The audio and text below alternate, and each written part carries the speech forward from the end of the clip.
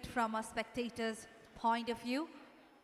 So if all of you could kindly step forward a little bit and take over the front rows, that would be an amazing view from the dais. We'll start with the next session in another couple of minutes. Please bear with us. Thank you.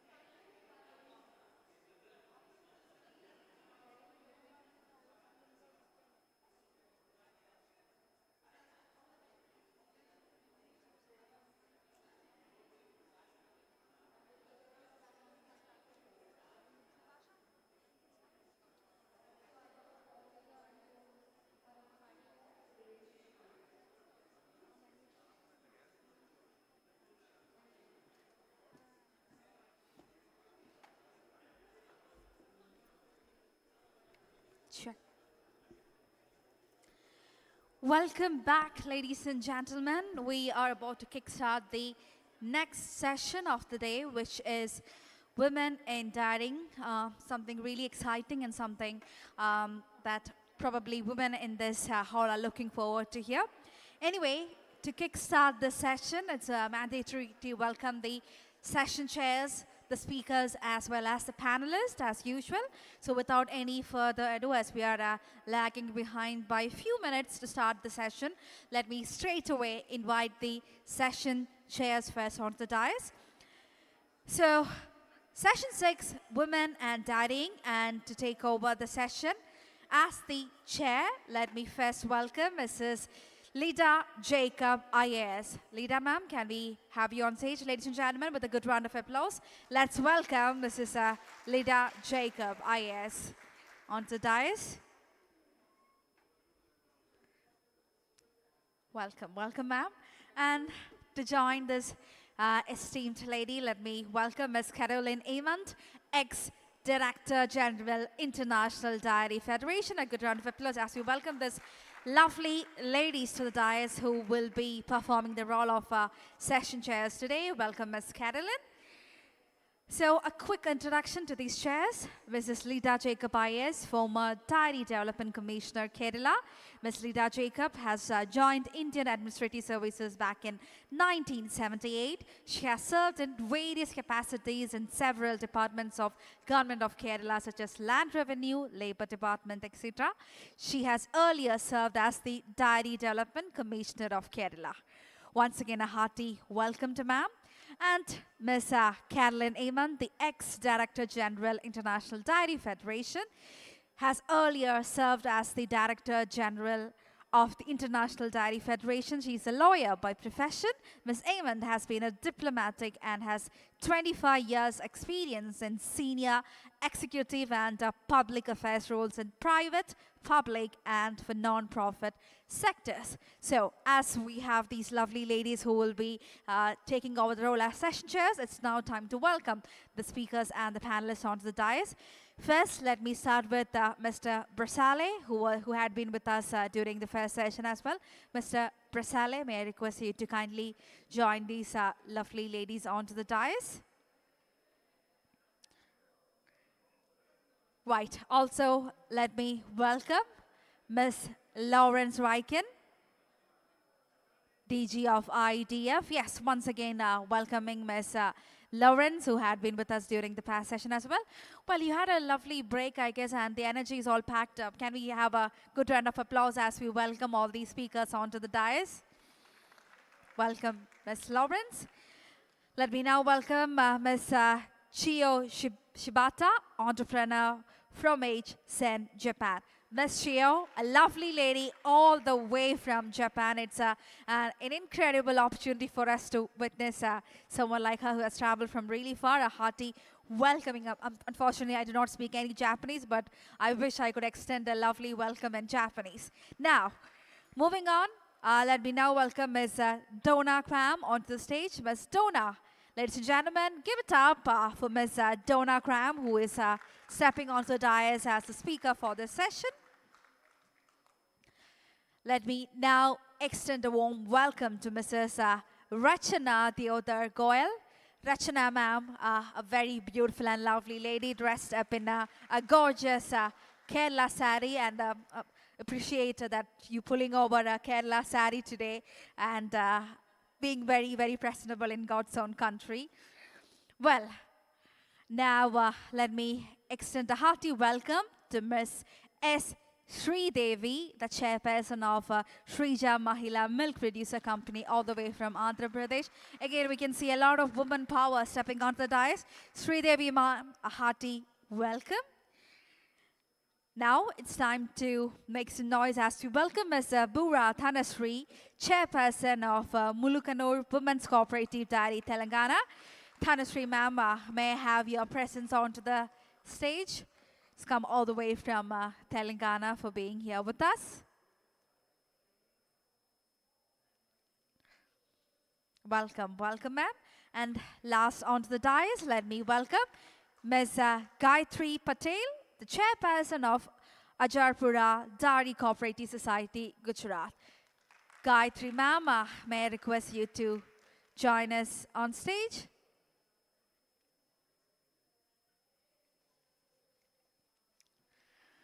Well, welcome, Mama. The stage looks incredibly beautiful, isn't it, with all these lovely and gorgeous ladies from different parts of the world.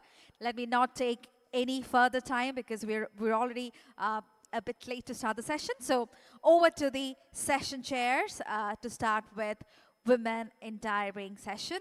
Let me once again welcome Mrs. Lida Jacob IAS and Ms. Carolyn Amond, who will be session chairs for this meeting. Okay. Welcome. I'm Lida Jacob. I'm happy to be here. And our session is on women in dairying. As we all know, women are responsible for about 80% or even more of the work connected with dairying, especially those in households. 80% work and 100% invisible, while 20% is done by the others, and they are almost 100% visible. We need to change this and bring about a difference in level of working, bringing in professionalism, income generation, and sustainability in accordance with climate change and its various challenges. And we know that cooperatives have always been, dairy cooperatives have been a wonderful medium for bringing in rural women and rural people in large numbers into this sector. But we do see that women do not have a voice even here, because as far as I know in India, and I've seen quite a bit of it, there is only a tokenism of just 3 women in the director boards, in the board of directors of the various cooperatives, the unions, whether they're regional or state level, even national level. So we need to bring more women and young women at that, educated women at that, so that they can be on level and bring in their expertise to make dairying a really wonderful means of empowerment and development. And we know that during the COVID, at least in India, and more particularly in Kerala, we have seen how dairying had been the bedrock to support and keep families afloat, keep their heads up the water, and kept incomes coming in. And not only through dairying, they were able to promote and themselves be models for vegetable cultivation, which is even now going on, not only in Kerala, I think many parts of India, and that is still going on. So women have a crucial and a very, very important role to play in the livelihoods of not only rural, but even in urban areas. I will not take much time because we want to get to the work. And I just want to say that there are only 3 categories of women in dairying, and they are categorized under traditional, mainly older women with traditional knowledge, and not very, do not benefit too much from courses and lectures and demonstration and all these things. They prefer to remain in that particular niche. And then we have the in transition, which I'll come back to, and then the third is the modern, where we have more educated women and who are able to benefit enormously from the various inputs that various governmental and other non-governmental organizations are able to give them. Unfortunately, a large number of these women on this category are moving into towns, giving up looking after their herds in the family because it's very small, non-productive, too much of monotony and drudgery, and mostly unrecognized. So that has to change, and we are happy that with this conference, a lot of insights will be available to all of us to ensure that more women can come in and bring about a change in our economies in the world, particularly in the Asia-Pacific area. And women are also grappling with climate change at a very, very grassroots level, as we all know, looking for fodder and water, and even man-animal, woman-animal conflict, where we have wild animals entering into populated areas. So these are all challenges which women are facing, and we need to bring more and more women with professionalism, with a lot of inputs which we can give them. I'm happy that although I have spoken about tokenism among women, here we have an array of women who have done themselves proud in various sectors, and two very, very prominent Director Generals, an ex and a present Director General of IDF. So over to my co-chair for adding on a few more inputs. Thank you so much. Good morning, everybody. And what an honor to be sharing that job with you today. It is a pleasure, and it is a great honor to be with you all. First, actually, I'd like to tell you how happy I am today to be participating to the first IDF regional conference. We actually had work on that concept for almost 18 months, and I want to thank India National Committee of IDF for making it happen. It's a great pleasure to be here, and what a great success for a first launch. Also wanted to mention why it's important to have this session on women in dairy. And the first reason is actually you will be hearing today a lot of great stories and concrete action that women are doing. So first, it's about inspiration and scaling up great ideas that we're having around the world. But second element as well is to send message to our national government that dairy is a great help to deliver on the UN Sustainable Development Goals. And that dairy, particularly for gender equality, SDG 5, they should be using all of those examples that we have around this actually great panel today. And thirdly, I wanted to mention that change does not come by itself. Change will come if we provoke it. We need to ask for change. We need to ask actually for condition in program. We need to ask for policy that are adapted, inclusive for women. We need to actually ask our machinery, equipment manufacturer to adopt the product for the economy, the size of women, so they could perform well with the equipment as well that are providing to farmers. So change is important. And women empowerment comes through leadership.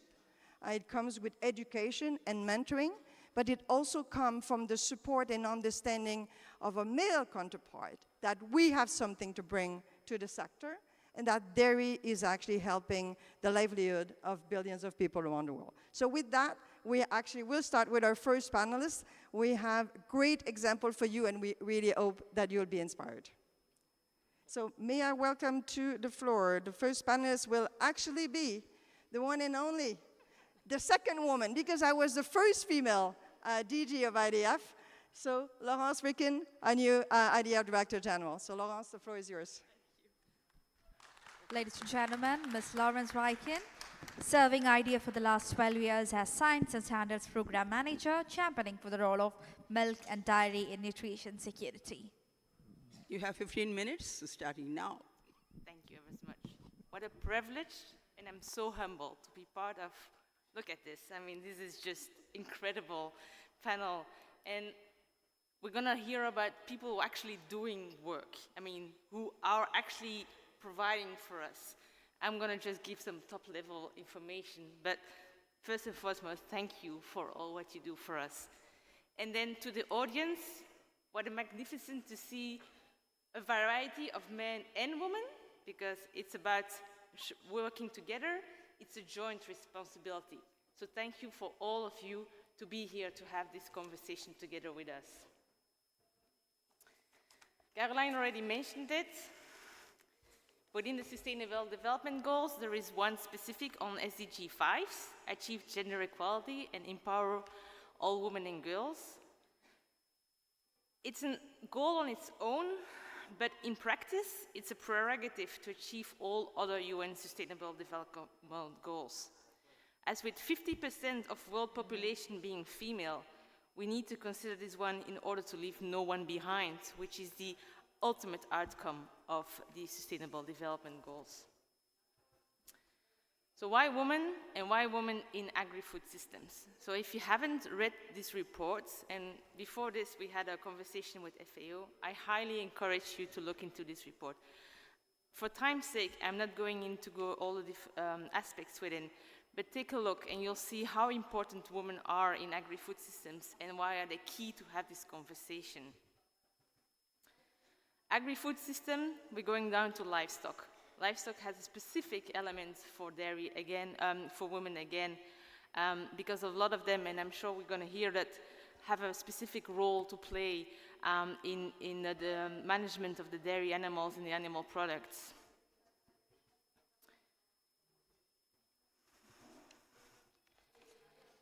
But then as well, we talked a lot about livelihoods, we talk about breeding practices, but the other part as well is nutrition and making sure that people are nourished, not only fed, but actually nourished, that they have the right macronutrients, the right micronutrients to be able to develop and grow. And data shows us that food insecurity impacts women more. Again, highly important that, again, the women are part of the conversation when we talk about agri-foods, livestock, and dairy specifically. So for generations, the dairy sector has been contributing to empowerment of women. So it improved the nutrition of girls and women at different stages of their lives, to the livelihoods, to the farming systems, to the food choices that are made on a household level. And the importance as well to include that at educational level and the school milk programs. If you haven't been to the exhibition area, there is this wonderful work from the NEDB and the foundation on school milk.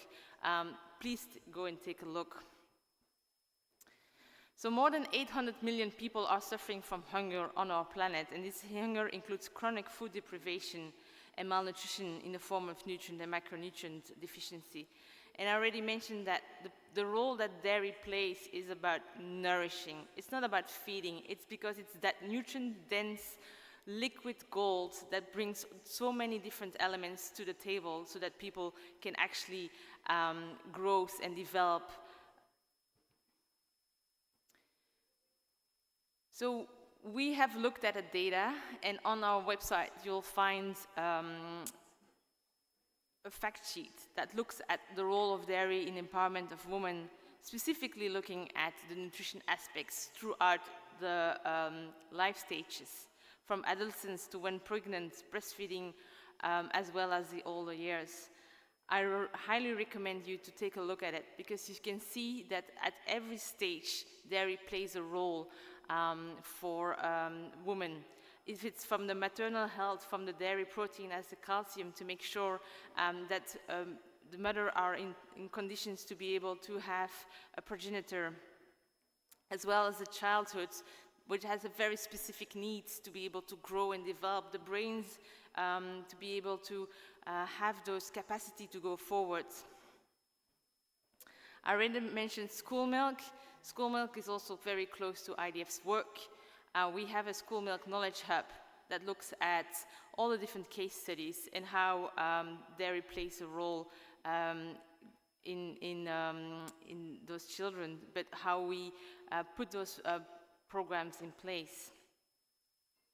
And finally, the last stage is the elder woman. Again, dairy with its nutrition density, but as well with its composition and making it palatable for an older population, is really a key role that can play for combating age-related muscle decline like sarcopenia. So as I mentioned, all of this information sits within an IDF fact sheet, and that fact sheet you can find on our IDF website.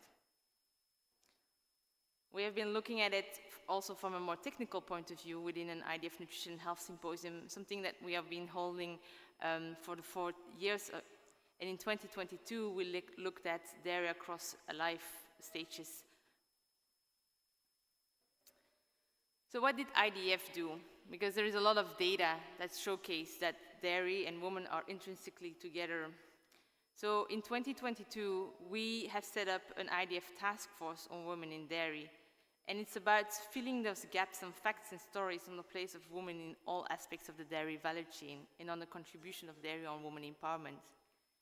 It's a source of inspiration and role models for the contribution of women into science, agriculture, and food sector, because when we talk of women in dairy, we talk about the entire value chain and the role that women can play in all of these aspects. And IDF, with its vast network and all the elements that come together, we can provide that network to support and develop expertise in careers. So these are some of the examples that we have been doing. We have been doing webinars. I mentioned the fact sheets. We have a knowledge hub. And last year, we did the very first roundtable at the IDF World Dairy Summit in Chicago, where we brought a lot of different women together, as well as men, to have a conversation on science and technology within the sector and how we can leverage and help together. Sharing experiences really help to see what can be done and move the needle on the agenda. We also issued for the very first time last year our IDF Women in Dairy report, bringing those case studies together, and we had some wonderful stories from some ladies who are actually on the panel today. So if you want even more information after they have inspired us today, please take a look at the IDF Women in Dairy report. And that was only the beginning. So in 2024, we will continue to do the roundtable. We will continue to do those reports because this really brings so much knowledge. We are also looking at the innovation for women empowerment, and we continue the category in the IDF Dairy Innovation. We are looking at mapping the national network activities, and our task force is really looking at to see how can we build that woman in dairy within the work that IDF is doing. For example, in the IDF roundtable on farmers, how do we leverage the information that sits there with how we can compete with the work that's done for the woman? And I mentioned already, we have, since this year, we have a knowledge hub where we bring all of these elements together so that you can have a quick snapshot of everything that's to be found and worked on IDF. And we also look in Women in Spotlights, really to create that inspiring story to see, oh, she looks like me.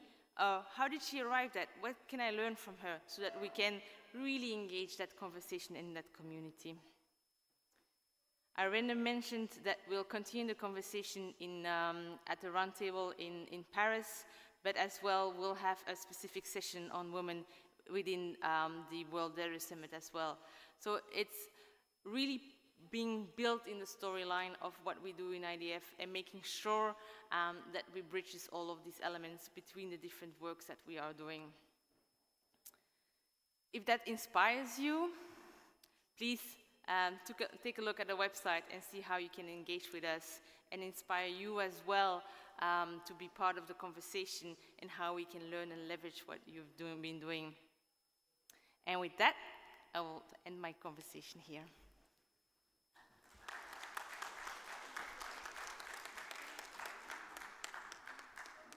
Oh, you had more minutes to spare. Anyway, the next speaker, our dear friend from Japan, Ms. Chiyo Shibata, entrepreneur from Sen. Ms. Chiyo Shibata runs a pioneering cheese works out of her 120-year-old farmhouse near Tokyo in Japan. She is a cheese craftsman known for her uniquely Japanese approach to cheese making and sustainability. She has also won several awards at domestic and international cheese competitions and is the first female cheesemaker to win a prestigious award from Japan's Ministry of Agriculture and also been one of the winners in 2019 World Cheese Awards. A hearty welcome to Ms. Chiyo. Thank you for inviting me. I'm from Japan. I'm cheese worker. はじめまして、チーズ工房専の柴田と申します。今日は通訳を通し、皆さんにご紹介したいと思います。Good afternoon. I'm Jayanti and I will be Shibata-san's interpreter for today. Jayanti will be the translator for Ms. Chiyo. 私は日本の千葉県出身です。私は18歳の時にこれから起こりうる日本の未来を想像しました。食料問題、エネルギー問題、そして資源の問題が必ずやってくる。その時に必要なことは何か、それを職業にしようと思いました。そこで私が栄養価が高く、消化が良い、そして保存性が良くて人の力になる。そのキーワードを検索したところ、チーズという発酵食品に出会いました。そして私はチーズの製造を勉強するために東京農業大学に進学し、チーズで論文を書き、そして北海道とフランスで修行をし、現在に至ります。I was born and raised in Chiba Prefecture in Japan. So when I was young, I realized that Japan, being an island, would inevitably face a shortage of food, resources, and energy. And when such a situation comes, I did not want to get affected by it. Rather, I wanted to address it. So at the age of 18, I decided to become a cheesemaker because when I thought what could address hunger, and when I gathered a lot of information, I realized that it would be cheese because cheese is a highly nutritious fermented food. So therefore, at the age of 18, I decided to become a cheesemaker. I graduated from the Tokyo University of Agriculture. I trained in Hokkaido and France for cheesemaking, and here I am today in front of you all. 34歳の時、2014年、私は千葉県の大多喜町に古民家を再利用してチーズ工房を作りました。When I was 34 years old, in the year of 2014, I opened for Marjorie Sen in the small town of Otaki in a renovated farmhouse that is just beside a an ancient farmhouse that produces natural cheese. 千葉県の大多喜町、とても自然が豊かで美しい町です。ここで始まった一つの物語を紹介しましょう。Now, this is the small town of Otaki in Chiba, which is naturally rich. It is abundantly gifted with nature. And in this small town started a beautiful story, which I am about to share with you all. 千葉県は東京都のそばにあります。Chiba Prefecture is situated near Tokyo. 私はチーズの原料となる牛乳を高秀牧場というところから購入しております。For cheese making, I procure milk from Takahide Farm. 高秀牧場ではホルスタインを牛種として飼い、そこで得られた牛糞を近くの田んぼ農家に渡し、そこの田んぼ農家が米を作り、それを牛に食べさせています。これを地域循環型酪農と言います。彼らがこの取り組みを始めたのは25年前。必ず訪れるであろう外から食料を買う牛の飼料、これをなんとか問題をクリアしよう。そう思い、彼らは周りの人には理解が得られませんでした。でも、その取り組みを始めたところ、現在では 90% の飼料を受給しております。So, Takahide Farm breeds the type of cattle called Holstein. Now, 25 years ago, they started an initiative of believing in local circulation. That is, to procure the fodder for cattle from their own feed, from their own farmlands, rather than relying on import. Now, this was a very big challenge because the other farmers felt that it would be easier to import rather than securing your own feed. However, Takahide Farm they were firm in their resolution, and they ensured that they brought the sufficient machines, installed all the machinery, and they ensured that they grew rice and rice straw in abandoned farmlands. And due to their perseverance, today 90% of the feed comes from local grasslands, local abandoned farmlands, and they have also been able to provide employment opportunities to farmers, and farmers are happy today because of that. 私のチーズ工房です。チーズを作るのに100リットルの牛乳を1回とし、月に10回行っております。This is my cheese factory. Our production process involves about 100 liters of milk a day, and I make cheese 10 times a month. 牛乳の殺菌を行い、機械を入れずに手作りで行っている小さなチーズ工房です。Now, as per Japan's standard, this is a small-scale cheese factory. However, we ensure that our quality and process is up to perfection. We ensure that the milk is pasteurized before making cheese, and all the process is done with hands without the involvement of any big machinery. 日本では特に小さなサイズのチーズ工房です。This is a very small cheese factory as per Japan's standards. そしてチーズ工房の中は木製の壁を使っています。このヒントを得たのは酒を作っている蔵からです。木の木製の間に住み着いた微生物、それが美しい発酵をこの後チーズに促します。Now, the interior of my cheese factory is made of wood. This is a technique that I learned from sake breweries because we believe that microbes grow well in a wooden environment, and therefore I wanted the microbes to come up happily. I wanted to provide them a happy environment, and I ensured that the interior is completely made of wood. そしてもう一つの特徴、海外の乳酸菌と酵母は使っております。しかし私のチーズ工房はさらに日本の乳酸菌と酵母を取り入れています。私のチーズ工房と国の管理する微生物の研究所とのコラボレーション NBRC という組織に協力を得て、私は地域から微生物を採取し、そちらをチーズ作りに生かしています。私は以前この NBRC に8年間勤務しておりました。Now, this is another characteristic feature of my cheese works.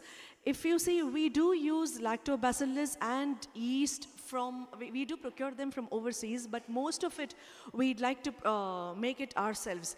And therefore, me at Cheese Works and NBRC. Now, NBRC is Japan's largest microbiology laboratory.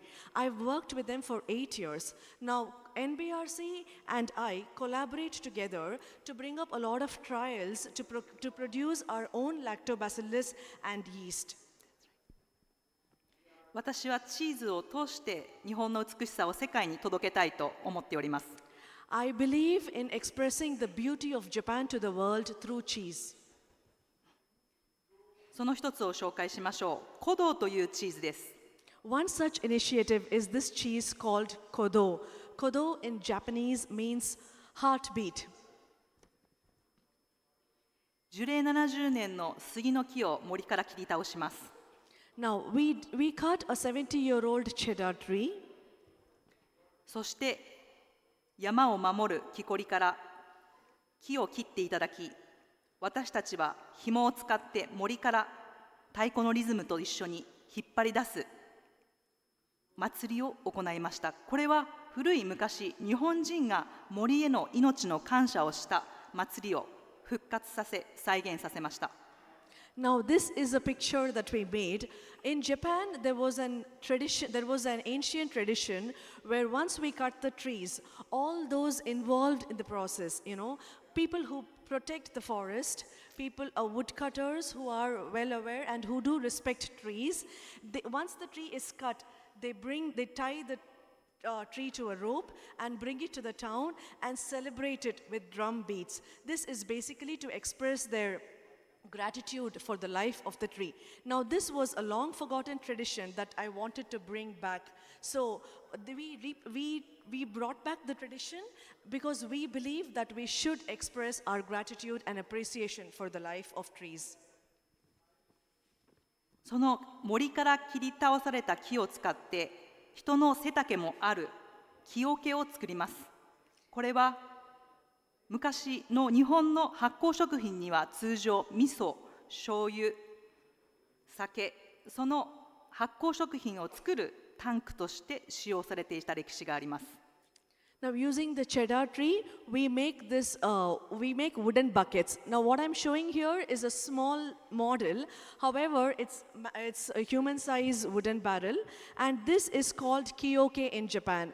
Now, here we believe that this is a traditional method that was used for brewing sake or soy sauce or miso, and however, with time came in stainless steel tanks. But I wanted to go back to tradition and bring back the wooden barrels for brewing sake.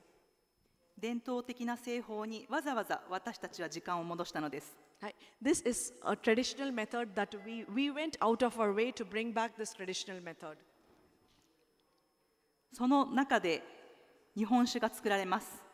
木の繊維の間に微生物が宿り、香りが、そして微生物の力が新しく酒に命を吹き込みます。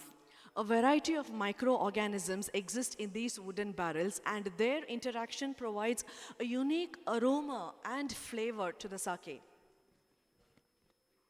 この酒を作る寺田本家という350年の歴史の続く日本酒を作るメーカーさんがあります。彼らの作り方、それは昔作りといって昔の製法通り木製品の道具を使い、そして彼らは一緒に歌を歌いながら酒を作っています。微生物が嬉しいという気持ち、楽しいという気持ち、それを人間が一緒に歌という形で共演しています。This is Terada Honke, which is a 350-year-old brewery. Now, they are known for brewing sake in the traditional method. If you see, they use wooden barrels. They enjoy the process of brewing sake. They sing, in fact, because song is loved by people as well as the microbes. The idea is to make the microbes also happy, so that the fermented sake comes out with a wonderful flavor and health benefits. And also they ensure that this tradition of brewing sake with hand is passed on to the next generations. And they've been doing it in the traditional way for 350 years, and I procure my sake from them. 塩も地域の手作りをしている仲間の塩を使っています。So, as well as in terms of salt, I do ensure that we procure the naturally handmade salt that is made using the agehama method. 通常ですとウォッシュタイプチーズ、これは水と塩を使って表面を磨きますが、私は塩と酒を使って表面に香りと味をつけています。そしてこの木桶を作るときに端材として出たカンナくずをチーズの表面に巻いています。少しの無駄も出さない命の循環をここに表現しています。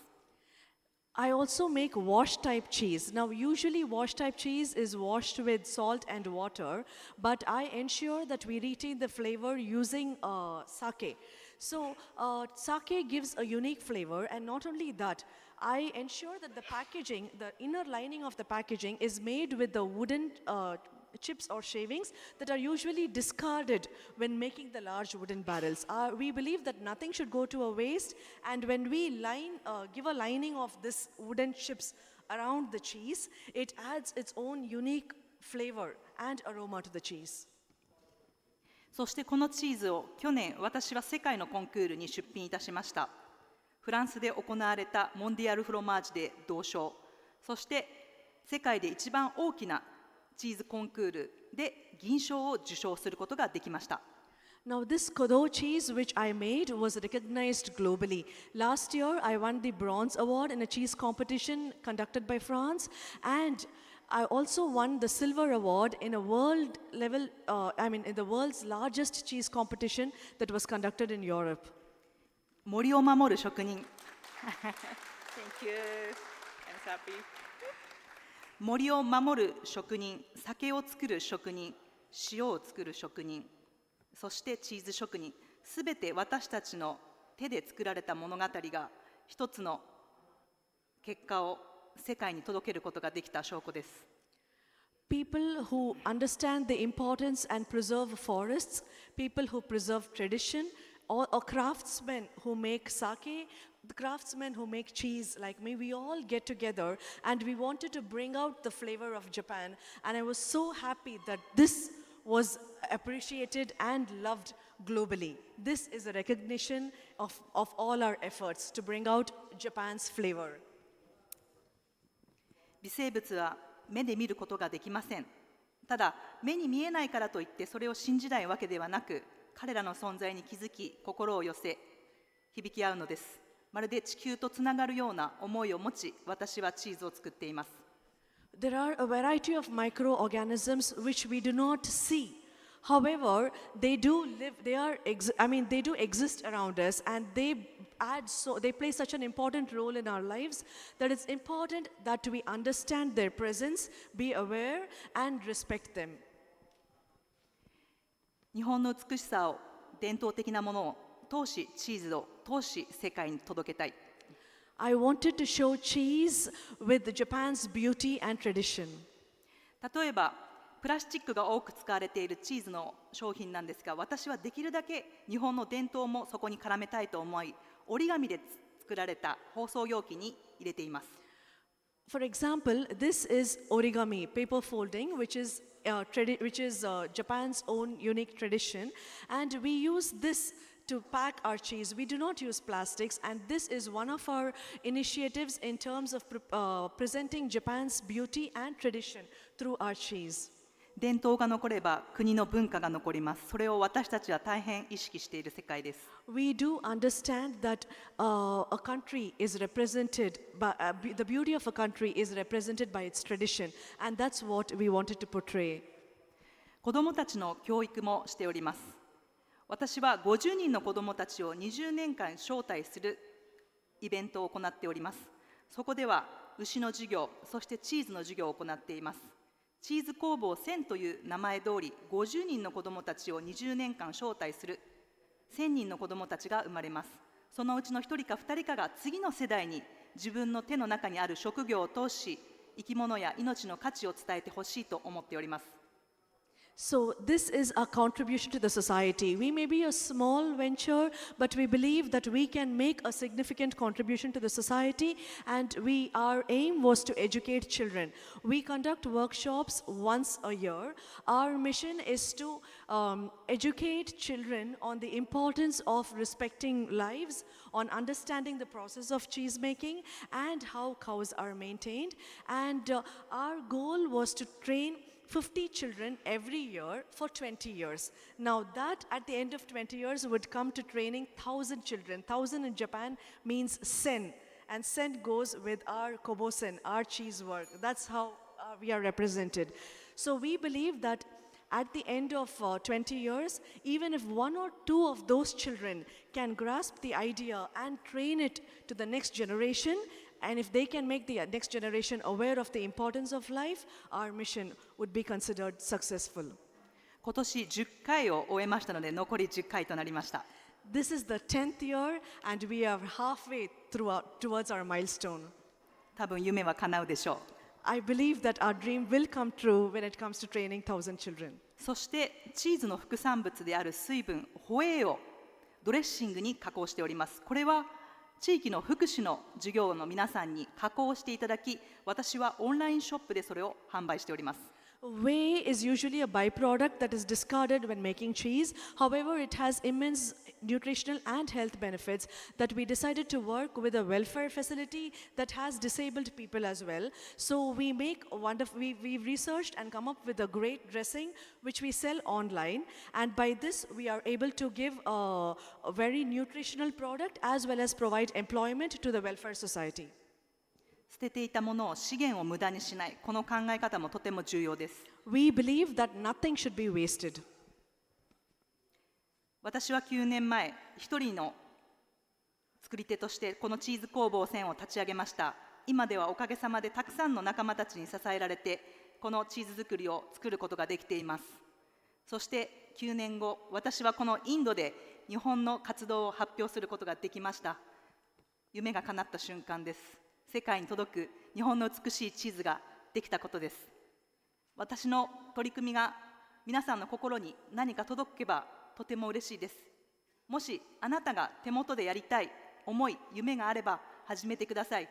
諦めなければ必ず未来は作れます。So the cheese works that I started 9 years ago, I started it by myself, and today, after 9 years, I am supported by these wonderful women around me.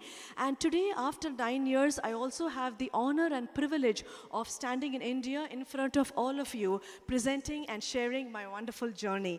So all that I would like to say is that I am a simple girl from a simple town pursuing a small dream, which I have been able to make it come true. So I believe that my message to all you wonderful women out there is that do pursue your dream. It may be a small one, it may be just you, but never give up. Do pursue, persevere, and one day your dream will certainly come true. 酪農、そして女性の力が世界を変えます。Let's work together and towards a better future. Thank you.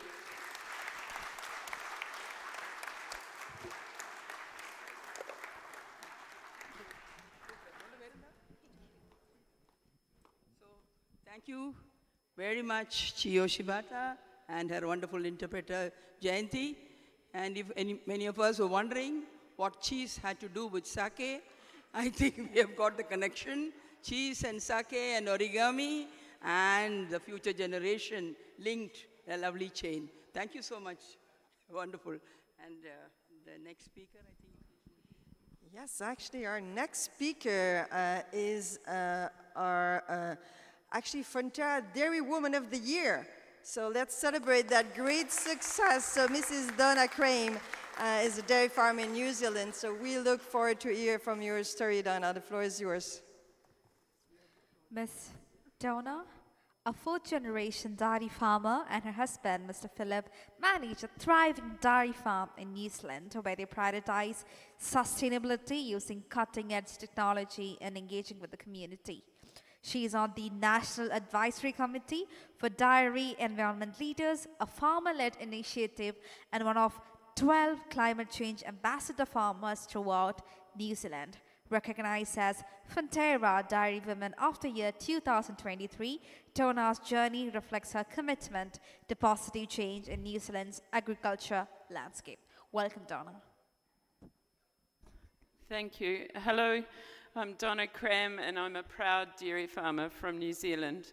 I'm humbled to be invited to speak but excited to be here. India is 12.5 times the landmass of New Zealand, but New Zealand only has 5 million people compared to India's 1.43 billion. And I tell you that because we haven't got a lot of people. And I'm just going to bring our farm to you today, hopefully.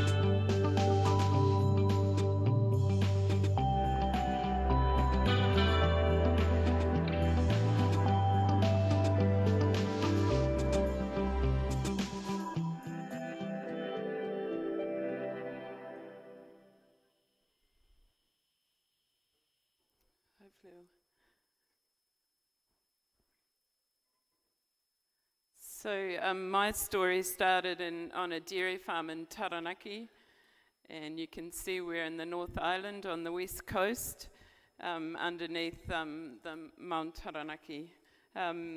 So I did a business studies degree, worked as an accountant for a few years, but always wanted to be a farmer. My husband Philip and I started our farming journey 29 years ago. We now run 300 cows and young stock on 180 hectares, and we're constantly working on efficiencies on farm and run a lot of technology, including virtual fencing.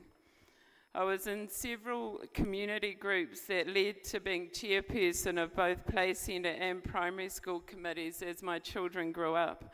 I always had a passion for helping others and my community.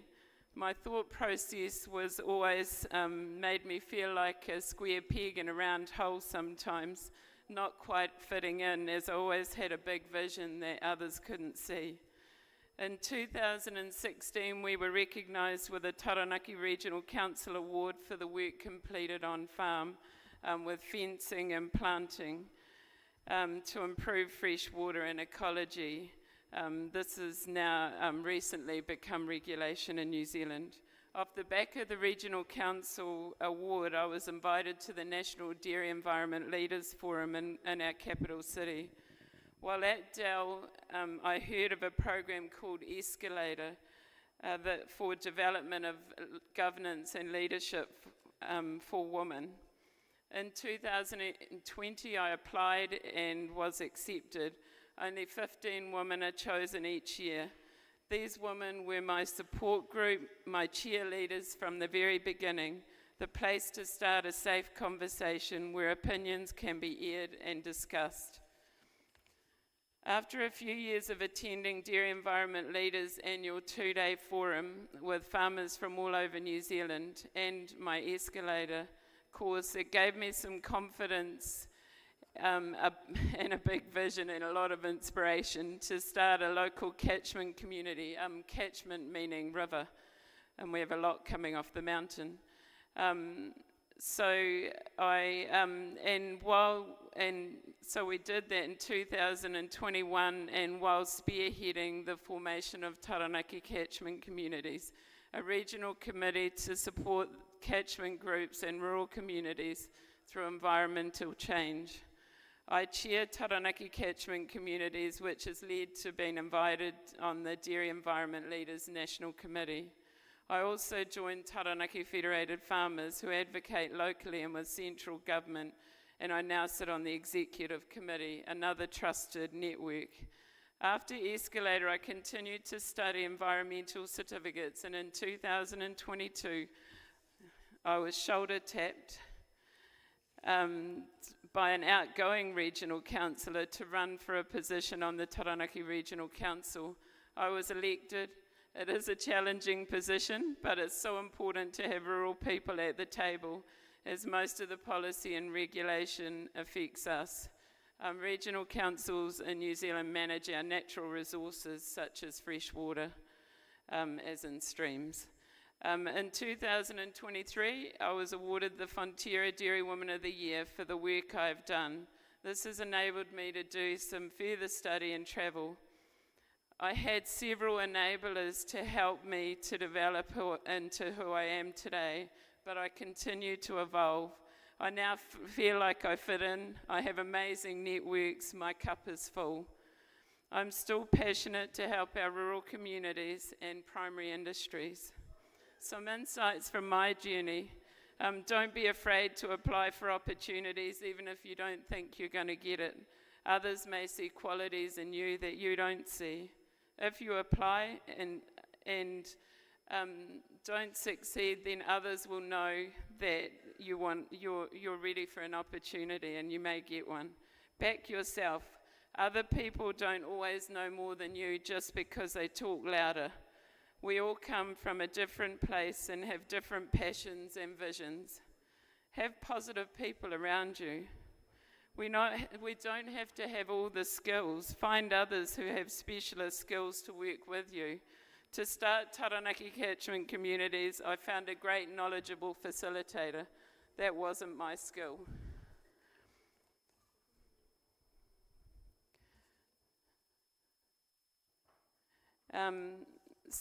And I'll talk about the barriers that, to become a leader. Hold on. Here we go. The barriers to becoming a leader. The biggest barrier for me was me. I didn't think I was good enough.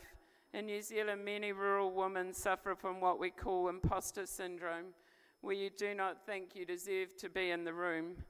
I believe everyone has something unique and special to give, and we all have a right to put that thought forward. Contacts and networks are a barrier if you don't have leaders in the generation before you. Having that network of people that vouch for you because of your last name. I didn't have that, but through the hard work I put in when I was a young mother in those community groups, I gained connections, and those connections 20 years later were some of my biggest cheerleaders in the local government elections. Other barriers can be time, finance and time, especially when family is young, and people who do not support you. They might be jealous or have another agenda. Avoid those people. And now the enablers for women in leadership. I asked 3 other women dairy leaders what their enablers were, and we all had common threads. And they are Trish Rankin, Barbara Kuriger and Amber Carpenter, and you can see them on screen and what they are doing. This is what were enablers for us all. Being shoulder tapped by someone to have a go in an organisation. For Trish it was Dairy New Zealand, for me it was the outgoing regional councillor. Someone that gives you that confidence. giving you that boost through people encouraging, being your cheerleaders, people who genuinely care about your success. Formal study options were important to us all based on cohorts or learning as a group. For me, it was Agri Women's Development Trust and the Escalator program. For Trish and Amber, it was Rural Leaders Kellogg's program. For Barbara, it was Global Women. Cohort learning creates support networks well beyond the course. Having an organisation that makes itself available as and when you need it, something such as Dairy Women's Network, and I'll talk about these later, are enablers for women on the ground to farm. Knowing what you stand for and who are you working for, it's about finding your why. What gets you out of bed in the morning? Connecting agricultural communities was my why and is still my why. Having confidence and courage in your ability. This is something that grows as you gain confidence and networks. The New Zealand agricultural industry has developed several organisations through a need for more diversity in leadership and thought. Many are dairy, but some are across the primary sector. So up here we've got Agri Women's Development Trust has a purpose to empower women to accelerate progress and change in the primary sector and rural communities. AWDT research, design and deliver quality programs that give women the tools, confidence and know-how to lead and contribute in new ways. These women are helping transform farming businesses, industry organisations, Māori agribusiness and communities. Escalator is their premier program enabling 15 women per year in self-development of governance and leadership skills. Escalator was a huge enabler for me. Rural Leaders New Zealand develop, activate and support leaders in New Zealand's food and fibre sector, male and female, through a cohort will be evenly men and women on purpose. They deliver 3 leadership programs, the Nuffield New Zealand Farming Scholarship, the Kellogg's Rural Leaders Program, and the Value Chain Innovation Program for the primary sector of New Zealand. I've been on the Value Chain Innovation Program, an amazing week, a fabulous network of people and incredible learning. Dairy New Zealand is an industry good organisation and sponsored Dairy Women's Network and Dairy Environment Leaders. Dairy Women's Network have nationwide workshops designed to empower members. Dairy Women's Network is the go-to for all ages and stages of women looking for connection, empowerment, support and inspiration on their development journey. Everyone is welcome. It connects like-minded people and empowers communities. It has an annual conference where the Fonterra Dairy Woman of the Year and the Regional Leader of the Year is announced. It now also has regional business groups. I'm part of a business group in Taranaki. Dairy Environment Leaders' fundamental purpose is uniting farmers, inspiring change with a mission for every farmer to have the environmental knowledge to farm today for tomorrow. The network is open to all dairy farmers interested in reducing their farming environmental footprint through collaboration, learning and sharing. DEL is farmer-led and has enabled many farmer leaders throughout New Zealand, and the last 3 chairs have been women. Some other organisations are the Dairy Industry Awards and the Balanced Farm Environment Awards. These awards celebrate best practice and are a fabulous showcase of excellence in farming throughout the stages of careers from the dairy trainee to the Responsible Dairy Award. These awards also help to form national networks as the regional winners all come together. The winners tend to become ambassadors for the industry and naturally often become future leaders. Many of these people are women or men or husband and wife teams. Rural Women New Zealand provide connection and support across the whole primary sector and give a voice to rural women, their families and communities at a local and central government level.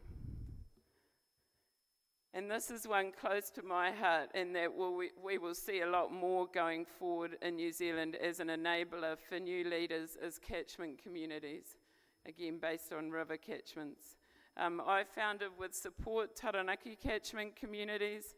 It's a regional cross-sector or primary industry, farmer-led and farmer-driven organisation.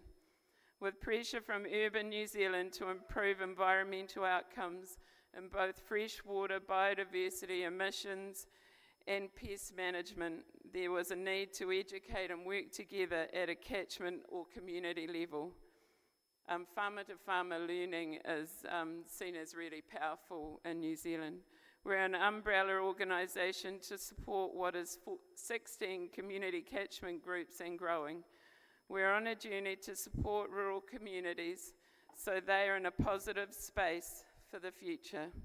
We're about people and communities, profitability and environmental. All the committee and farmer leads are volunteers, many are women. We have an associate position on our management committee to enable a new leader who at the moment is a woman, and are planning a leadership course in our region to enable the next generation of group leads, for them to have a network in our region. We will be looking to make that a mixed group of men and women. Other projects we have are Save Energy on Farm and Good Farm, and I encourage you to look up goodfarm.nz. In my lifetime, I have seen women emerge as farmers, creating thriving businesses, something that would have been unheard of 25 years ago. This has brought new talent to the agricultural industry. Women have a huge part to play both on farm, in support industries and the boardroom as leaders in our sector.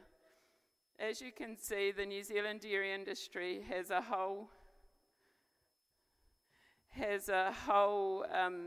ecosystem of ways to support women to become leaders if they wish to do so, whether at a local, regional or national level. I believe you must have the genuine want to make a difference, as it takes hard work to create change.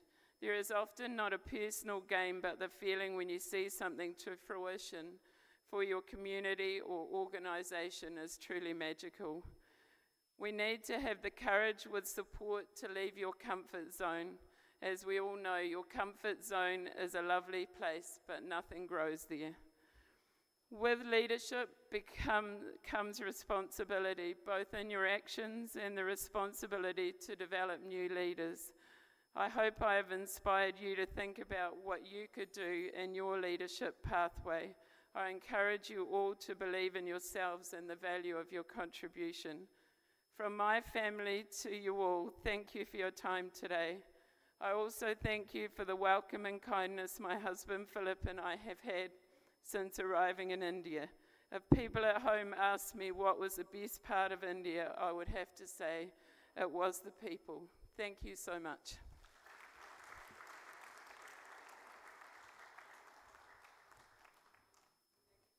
Donna, I love your last words. That the comfort zone is a lovely place, but nothing would grow there. And I think all these people have proved it. Our next speaker. Yeah, I'll just take it. We now welcome Ms. Rachna Devdar. Sorry? Yeah, Rachna? Yes. Mrs. Rachna, Head Business Development, NDDB Dairy Services, working at the NDDB Dairy Services that facilitates setting up of milk producer organizations and provides productivity enhancement services to dairy farmers. Her work has fostered economic empowerment, enhanced market and resource access, and facilitated capacity building, enabling women to lead dignified lives and make informed decisions. Thank you so much.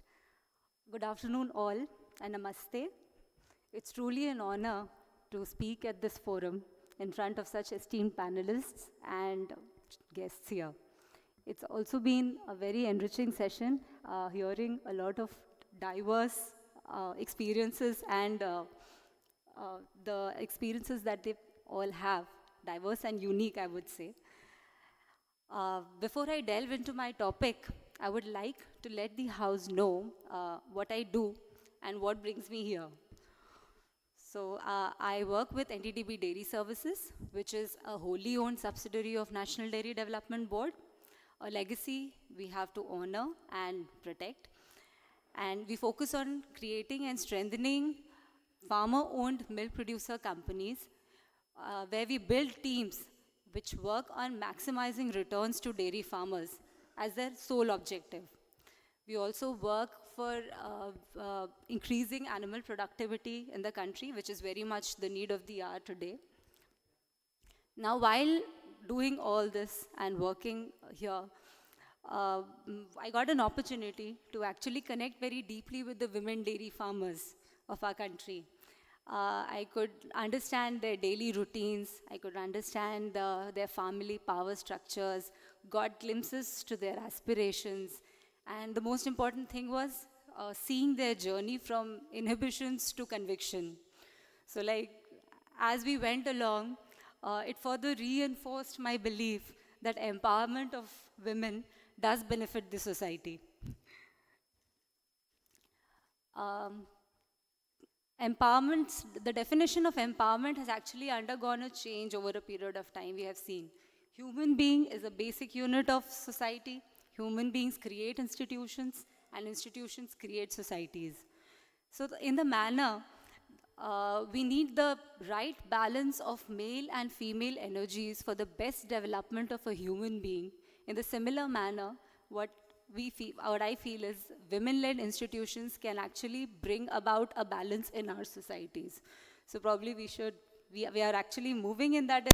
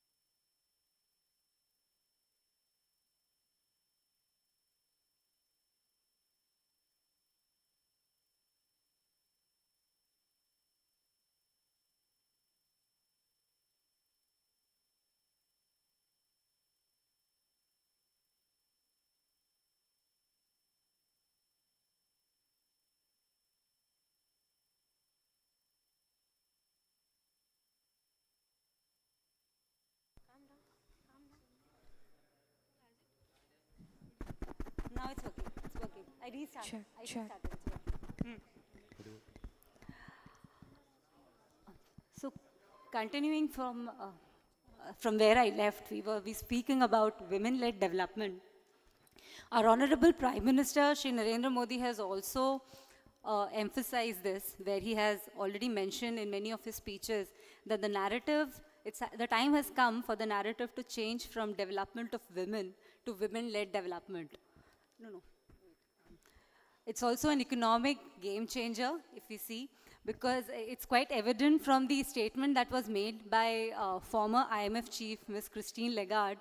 She said that if women were to participate in the workforce to the same extent as that of men, then the nation's economy might increase by like 5% for US.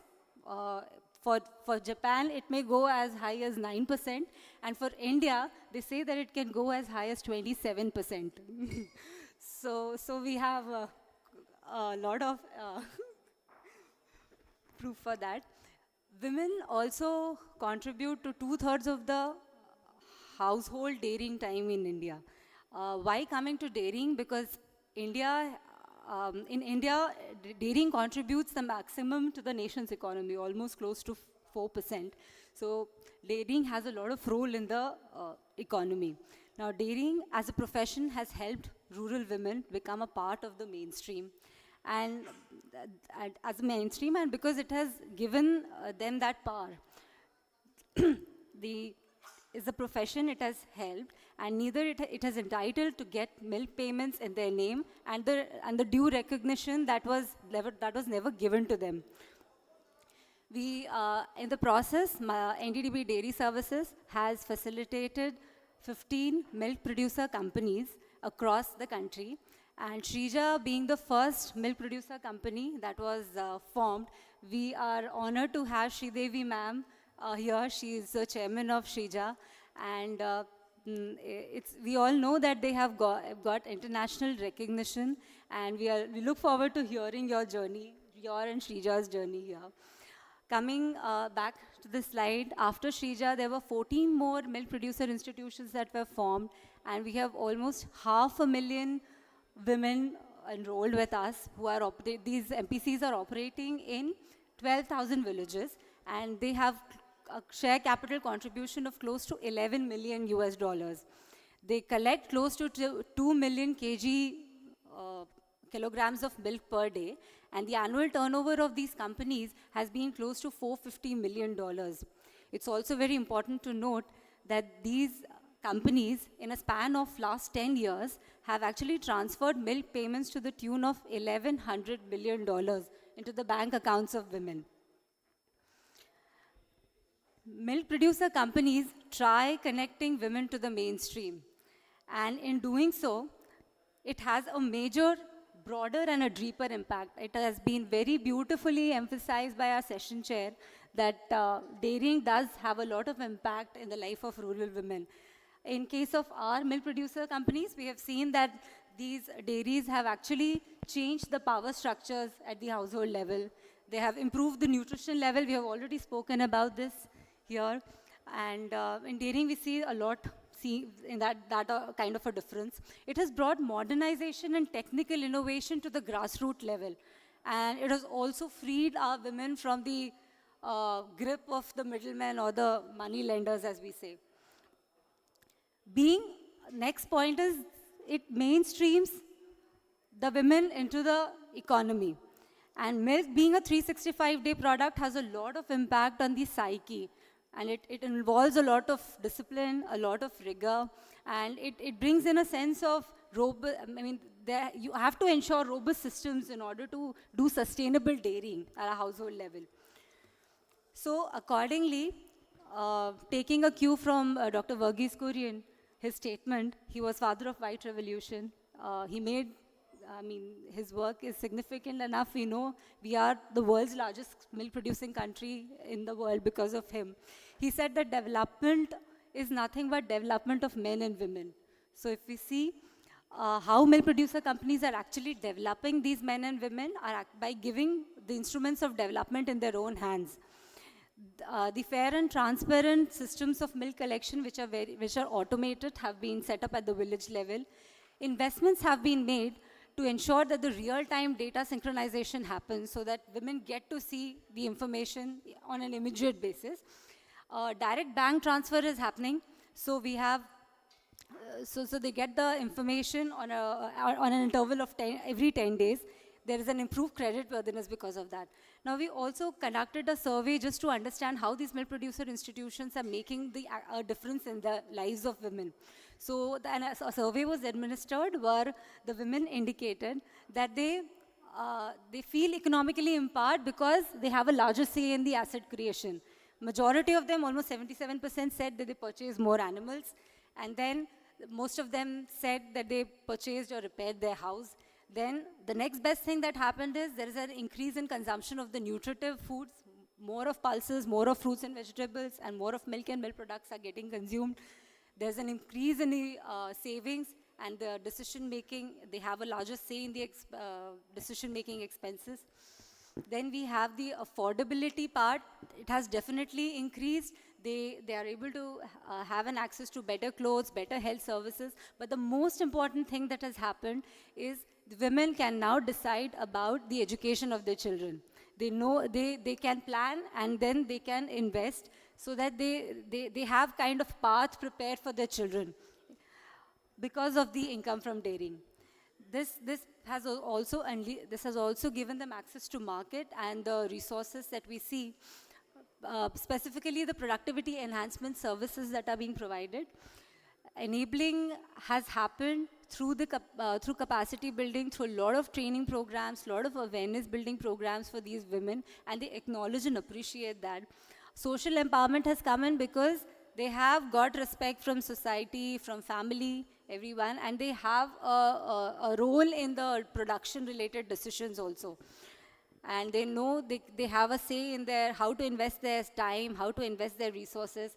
They are participating in the governance, which has given them a platform at a global level also. They get to interact with the outside world. 76% of our directors are women, and 17 out of 22 companies chairpersons are women. Presence of women in the entire value chain has also increased, which has, we are exploring that more of women professionals we are getting into, because it helps in a greater stakeholder focus and it helps in establishing a deeper connect with the women members. Coming to the way forward, it's very important that we create a support system for them. So having more women professionals and then making sure that they have this entire support system. A group of women coming together at the village level is a part that nobody can reckon with. So it's important that we create that support system. And then there's a lot of capacity building happening at the leadership level. It's important that we keep bridging the knowledge and skill gaps of the producer directors of these milk producer companies, so that they know their roles and responsibilities and they are accountable for the deliverables of the organization. Coming to the stories, I would like to just share, I will take a couple of minutes to share some interesting stories of some women directors whom I have interacted very closely with. I would like to celebrate their contributions with you. These women are self-effacing. They want to remain inconspicuous, but they have contributed in a very humble manner. But they have created a path and have given a ray of hope for us. First comes Ms. Zulfina Bano. She is a member of a company, a board of director of a company which is working in a very underdeveloped region of Rajasthan. She became the director at the age of 23. She faced a lot of opposition for that, but she has handled it with grace, and because she believed it in the cause. With the passage of time, she has been able to convince her family for being associated with the producer company. She has actually helped the household when her husband lost the job. She has managed the house at that point of time, the expenses. And she has increased her land holding from 1 to 5, and she has also completed a graduation degree after becoming a director here. Next comes Ms. Vandana Ingre, who is the chairperson of a company which works in a very drought-prone and distressed region. And she has had a lot of contribution. Initial stages, she has given a lot of, she has brought about women together. Just 2 minutes, ma'am. And then we have Sarita Devi. She is a director in a company which is operating in the most backward or the poorest districts of the country. Now, what inspired me was the way she wanted to understand the financials, because she wanted to actually monitor the organization as such, the performance of the organization. Then, and she has also invested very heavily in the family, because she insists that the services of the company, the family itself votes for her, speaks for the company. Then we have Mafi Devi. She spoke the least for a year almost, but then suddenly one day we got to know that she has united heaven and earth, and she's because there was the village level functionary who used to collect milk in his village. He had started diverting milk to the competitor. So she did not want that to happen, and she actually engaged a lot of women and allowed him and just countered him. So this is how she was successful there also. So these stories have actually inspired us and have given an opportunity, because these milk producer companies have given the opportunities to women and to rise to the challenge. And these experiences show that they actually can take the society to the next level, to a more inclusive growth, which is driven by the power of women. Thank you.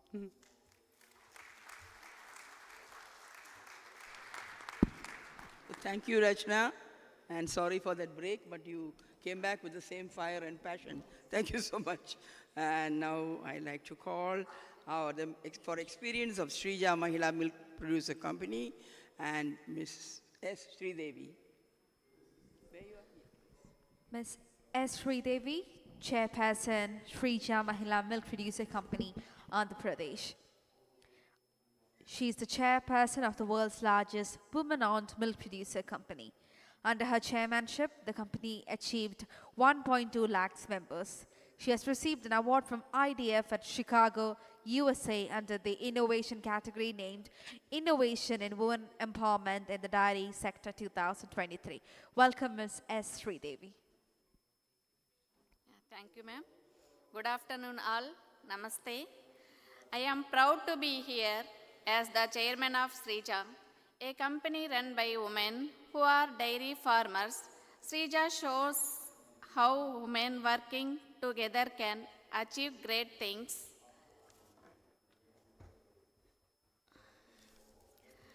In 2010 decision, transition from agriculture to dairy farming to mitigate risk. In 2012 challenge, me agri and dieseling agriculture income forced to consider selling land.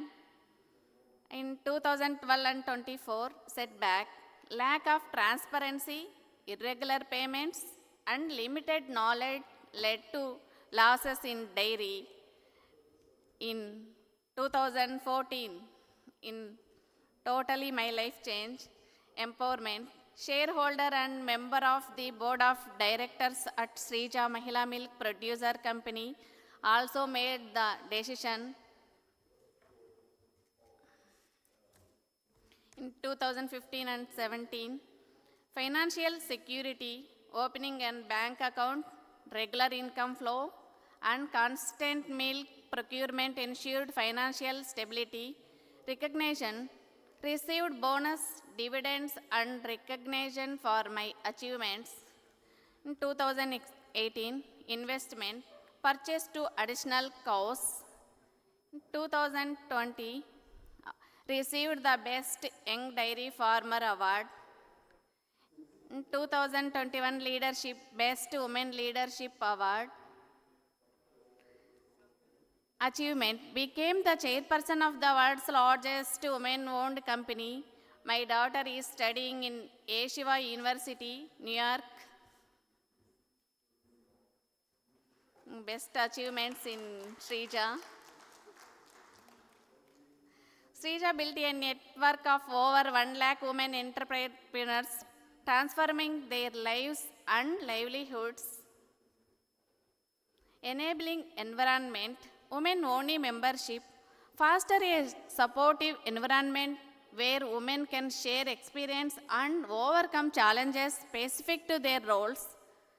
Individual bank accounts provides financial independence and transparency for women producers, voting rights, empowers women to have a say, leadership and decision making, continuous training, enhances knowledge and skills, leading to increased productivity and milk quality, transparency in procurement, builds trust with producers by ensuring fair processing and clear process, revenue sharing, motivates producers by directly link their efforts to financial rewards, value-added services, improve animal health, breeding practices, and farm management, ultimately increase milk yield and income.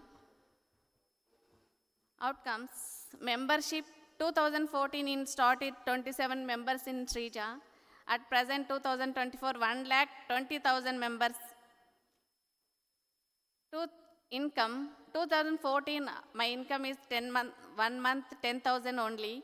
At present 2025, 30,000 in income. Milk procurement, 2014, 2.4 lakhs per day.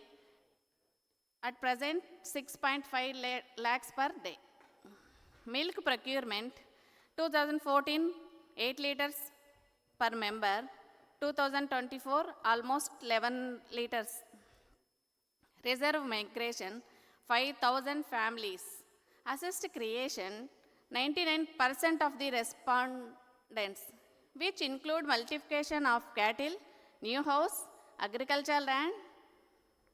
Shreeja Mahila Milk Producer Company is a leading women-owned entrepreneurs in India with a reported turnover of 1,200 crores. Thank you. Great achievement in Shreeja, Dairy Innovation Award in 2023. Next, the America Better Way Award in Amar Raja Batteries.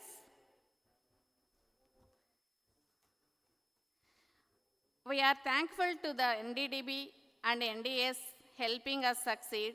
Thank you. Thank you so much.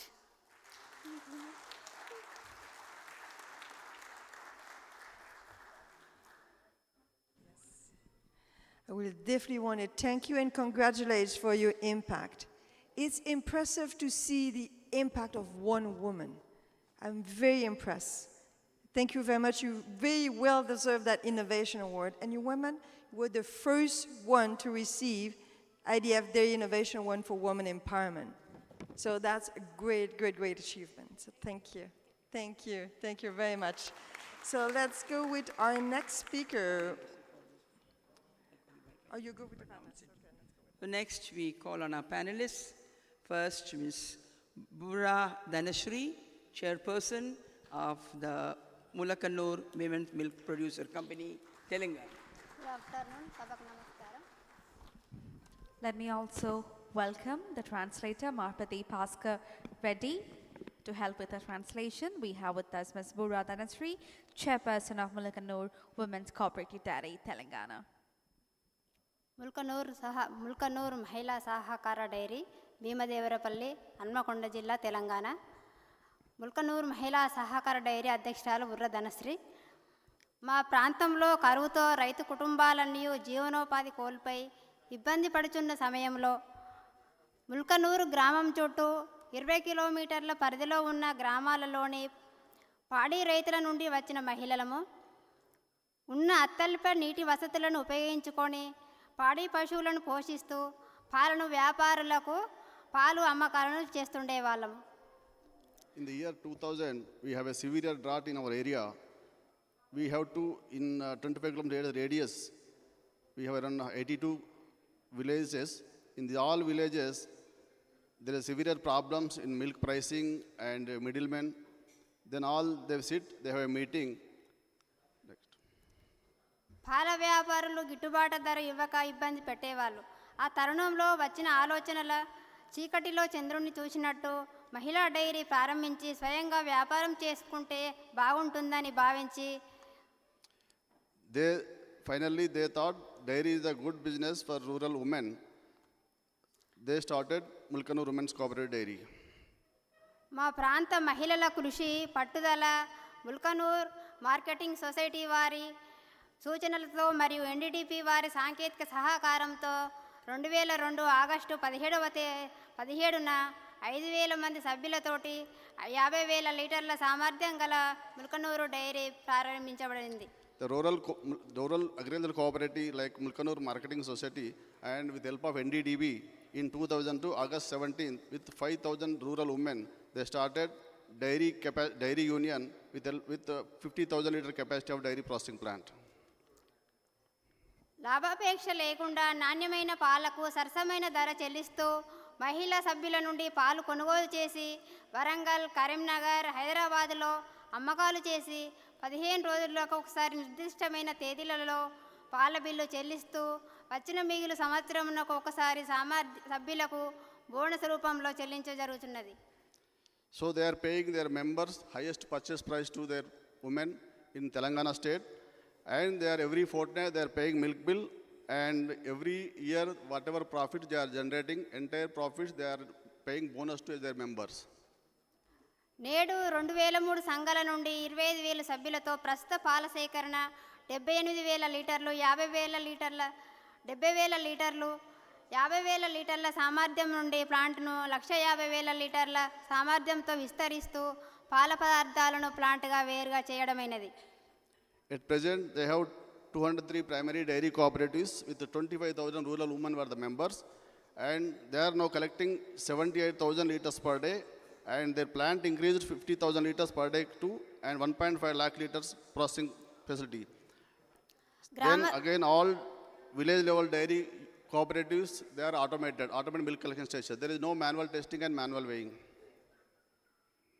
గ్రామస్థాయి అన్ని సంఘాలలో కంప్యూటరీకరించి సభ్యుల లావాదేవీలలో పారదర్శకతతో పాటు పాల సేకరణ జరుగుతున్నది. Dairy కంప్యూటరీకరణ కూడా చేయడమైనది. So in dairy level also every village there is SMS system, member to chairman. Whenever the member pour in village they will get SMS what their price, what their quantities. గడ్డి విత్తనాలు 900 ఎకరాలలో 12,000 టన్నుల ఉత్పత్తి చేసి గుజరాత్, బీహార్, కర్ణాటక, తమిళనాడు, జార్ఖండ్, ఆంధ్రప్రదేశ్ మొదలగు రాష్ట్రాలకు ఇతర డైరీలకు అమ్మకాలు చేయడం జరుగుతుంది. Last 2 years back they started fodder seed processing in their villages. Last year at 900 acres around 12,000 tons they produced fodder seed, maize and sorghum. They sold to North India cooperative dairies under NLM project. ఈ కార్యక్రమం NLM పథకంలో భాగంగా చేయడం జరుగుతున్నది. గడ్డి విత్తనాలు ఉత్పత్తి చేసిన సభ్యులకు 8.4 కోట్ల రూపాయలు చెల్లించడమైనది. 61,000 గడ్డి విత్తనాలు మా సభ్యులకు ఉచితంగా అందజేయడం జరిగింది. So fodder seed producer they will get 8.4 crore rupees and around 61,000 bill paid to their members. పాలు, పెరుగు, నెయ్యి, మజ్జిగ, లస్సీ, దూదిపేడ, మిల్క్ కేక్ మరియు బాసుంది మార్కెట్లో అమ్మకాలు చేస్తూ వినియోగదారులకు మన్నవలు పొందుతున్నాము. They are making milk and curd, ghee, lassi, doodh peda, milk cake like milk dairy processed dairy products, and they are selling nearby their consumers. సభ్యుల పశువులకు ఇన్సూరెన్స్ దానా సొంతంగా తయారు చేసి ఒక బస్తాకు 100 రూపాయలు సబ్సిడీగా, పశువుల మందులకు 25% సబ్సిడీ, మినరల్ మిక్చర్ సొంతంగా తయారు చేసి 50% సబ్సిడీ, డివార్మింగ్ 100% సబ్సిడీ, పశువులకు కృత్రిమ గర్భధారణ, టీకాలు మొదలగు సేవలు డైరీ నుండి అందజేయుచున్నాం. So they are providing services to their members like cattle insurance and fodder, feed, mineral mixture, deworming. There are subsidies like AI, vaccination free. They are providing their services to their members. సభ్యులకు సభ్యుల వర్తలకు insurance చేయడం జరుగుతున్నది. సహజ మరణమేమో 25,000 రూపాయలు, ప్రమాదవశాత్తు మరణిస్తే 50,000 రూపాయలు ఇవ్వడం జరుగుతున్నది. So they are providing family welfare activities like member insurance and member husband insurance. They are paid natural death for 25,000 rupees and accidentally 50,000 rupees. ప్రస్తావన ఆర్థిక సంవత్సరంలో 168 కోట్ల వ్యాపారం చేసి 8.29% వృద్ధిని సాధించినది. So last year their annual turnover is 168.31 crores and that increase is 8.29% of growth. మా ముల్కనూరు మహిళా dairy మహిళల అలుపెరగని పట్టుదల దినాభివృద్ధికి చిహ్నమని మీతో పంచుకుంటూ సంతోషిస్తున్నాను. So last financial year they earned 11.58 crores as profit and that was given to bonus their members. ప్రస్తుతము ఈ సంవత్సరము 11,58,00,000 రూపాయలను మిగిలి నుండి ధరల వ్యత్యాసము మన ముల్కనూరు డైరీ సభ్యులకు పంచడం జరిగింది. So from beginning last 20 years they paid around 100 crores profit to their members in last 20 years. Dairy ప్రారంభించిన నాటి నుండి నేటి వరకు 108 కోట్ల బోనస్ ధరల వ్యత్యాసము మేము మహిళా సభ్యులము తీసుకోవడం జరిగింది. Next. So they paid bonus around 108 crores last 20 years. దేశంలో ఏకైక మహిళా డైరీగా ముల్కనూరు డైరీ పేరుగాంచింది. ఎన్డీటీపీ ద్వారా జాతీయ స్థాయిలో ఉత్తమ సహకార డైరీ పురస్కారము, నేషనల్ కోఆపరేటివ్ ఎక్సలెన్స్ అవార్డు 2012లో రాష్ట్రపతి చేతుల మీదుగా తీసుకున్నామని తెలియజేయటకు గర్విస్తున్నాను. So this is the first dairy in India totally owned by women and they have 2 times they taken prestigious prize from NDDB, best dairy in India totally owned by women. Again national NCDC they have best cooperative dairy in India from President of India. మా ముల్కనూరు మహిళల స్వకృషి ఐక్యత ఇంతింతై పటుడింతై అనే విధంగా ముల్కనూరు మహిళా సహకార dairy అభివృద్ధి చెందుతూ మా ప్రాంత మహిళల కృషి పట్టుదల అంకిత భావము మా ముల్కనూరు డైరీ స్థాయిలో నిలబెట్టిందనడానికి చెప్పుకోదలుచుకున్నాను. So this achievement by our hard work of our women and their dedication and this is a okay. మాకు ఈ అవకాశం ఇచ్చిన పెద్దలకు కృతజ్ఞతలు. Thank you. Thank you very much. Thank you very much, Dhanashree. Extremely inspired by your talk and the translation which we all received. Thank you. Next panelist from Gujarat, we have our good friend, Ms. Gayatri Patel, please. Ms. Gayatri Patel, Chairperson, Ajaypura Dairy Cooperative Society, Gujarat, Chairperson of the First Dairy Cooperative Society of Amul. Ms. Gayatri is the first woman to head the Ajaypura Milk Producers Cooperative Society Limited. Good afternoon, ladies and gentlemen. I'm Gayatri Patel, Chairperson of Ajaypura Dairy Cooperative Society, as well as proud farmer. So, diversifying women livelihood through Dairy Cooperative Society. Ajaypura Dairy Cooperative Society shows that we capable leadership and active involvement of rural women. Trust in Dairy Cooperative Society can create a new opportunities for women dairy farmer. They receive training in dairy practice, animal productivity, and making value-added products like dung-based items and mushroom farming to make dairy sustain. A beekeeper group led by women has been formed with training provided. Additionally, women are trained in making products such as papad, pickle, and all spices powder. Women are trained in making products and their products are showcased and sold at national exhibitions. I have also awarded with Best Women Dairy Farmer from IDA West Zone. At Ajaypura Dairy Cooperative Society, we have transformed the lives of women dairy farmers through various impactful programs.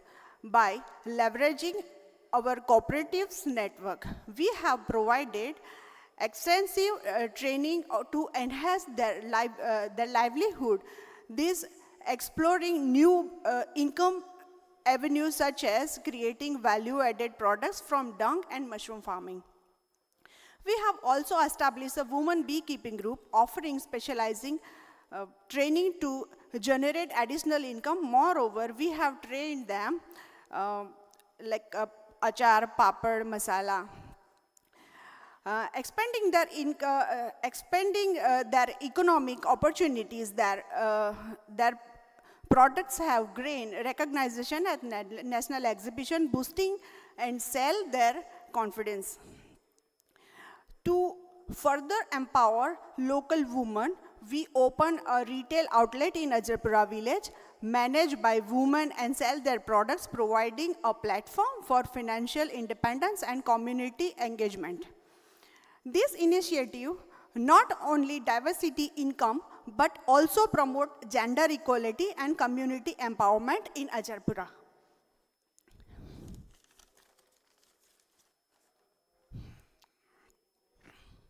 Till date, about 25,000 women have been awarded good practice of dairying through dairy farm visit.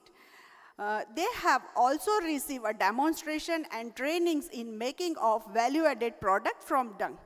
The women-led beekeeping SHG consists of 20 members and enable women to generate an additional income to the tune of rupees 3,000 per year, beside encouraging the habit of financial savings. Mushroom cultivation can become an additional sources of income which can provide employment to women and help them increase their monthly income by 6,000 rupees. Similarly, through the training of 35 women on papad, pickle and masala like spices powder, the skill development program women undertaken enabling them to earn additional income monthly about 5,000 to 9,000. So, as mentioned above, the innovation contribute the following SDGs. SDG 1, no poverty. The innovation help women to enhancing the income of women farmers and generating additional source of livelihood. Sustainable Goal 5, gender equality. Initiatives are directly towards empowering women and young girls. And Sustainable Goal 8, decent work and economic growth. The initiative help in generating sustainable jobs for women. Because I am a regional farmer and I am also Gujarati, so some words I have to talk in English. Hindi. So if you can understand, I'm speaking in Hindi now.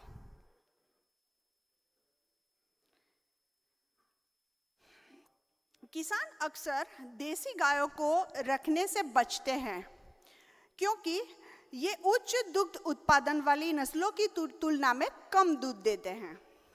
हालांकि प्राकृतिक खेती के लिए देसी गायों का रखना अत्यंत आवश्यक है, अन्यथा प्राकृतिक खेती करना बहुत कठिन हो जाएगा। देसी गायें स्थानीय जलवायु और परिस्थितियों के अनुकूल होती है, जिससे वे अधिक लचीली और प्राकृतिक खेती प्रणालियों में प्रबंधन करने में आसान होती है।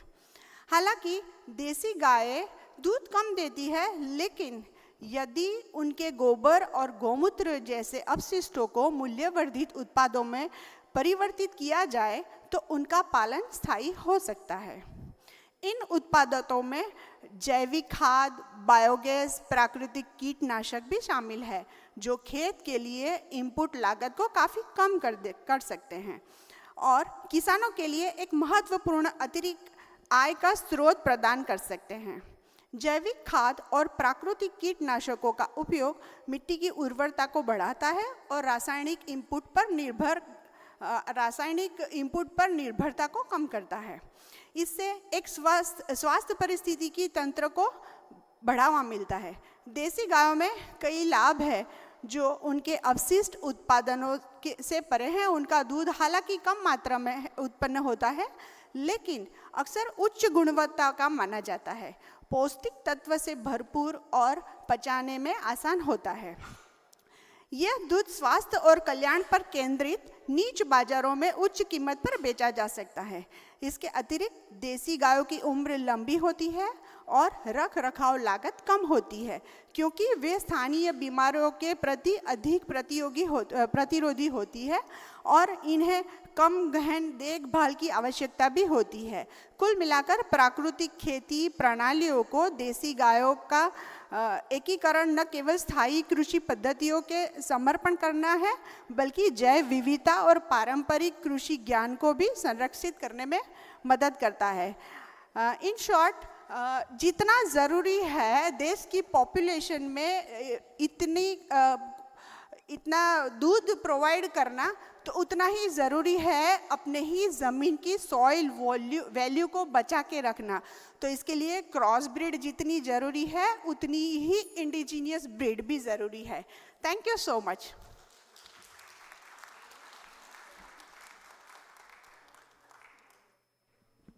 Thank you so much, Gayatri, and you've both in Hindi and in English, you have been able to keep us listening to you. And now it's a time for question session. We'll take questions from the audience, please. Right. Now it's time to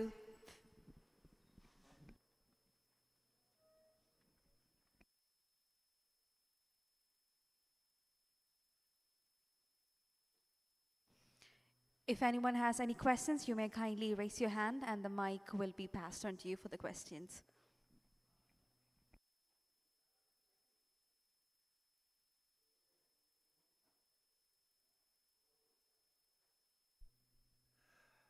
For the women setting up the dairy companies, what were the major constraints as being a woman to setting up the dairy?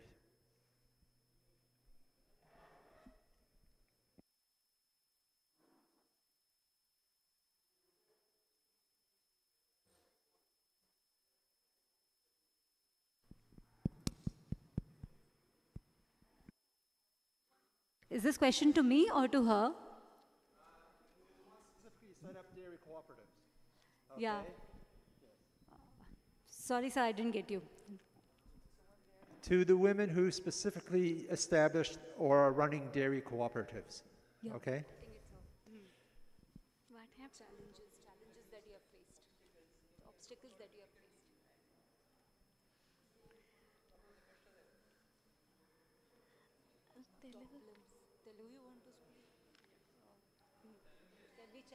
What are the challenges as a woman to setting up a dairy cooperative? Yeah. In Telugulo చెప్తాను Sreeja ma'am Sreeja తెలుగులో చెప్తా మీకు ఏమి సంఘటన ఉంది dairy cooperative yeah little bit so మీరు dairy startup మీరు dairy company start చేసినారు కదా అప్పుడు ఏమేమి ఛాలెంజెస్ మీకు వచ్చింది అది గురించి అడుగుతారు main women's accounts about women dairy cooperative start చేసినారు కదా అప్పుడు ఏమి ఛాలెంజెస్ మీరు ఫేస్ చేసినారో దాన్ని అడుగుతారు Ma'am, I would just request you to come, please, because she also would like to answer in Telugu. So, would be a great help if you can translate whatever she says. Thank you.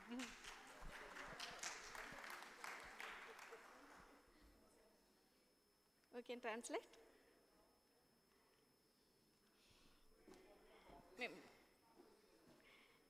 మేము 27 మెంబర్స్తో start అయ్యి only ఉమెన్సే ఉండడం. Main first women's accounts start చేసినప్పుడు చాలా problems face చేసాం.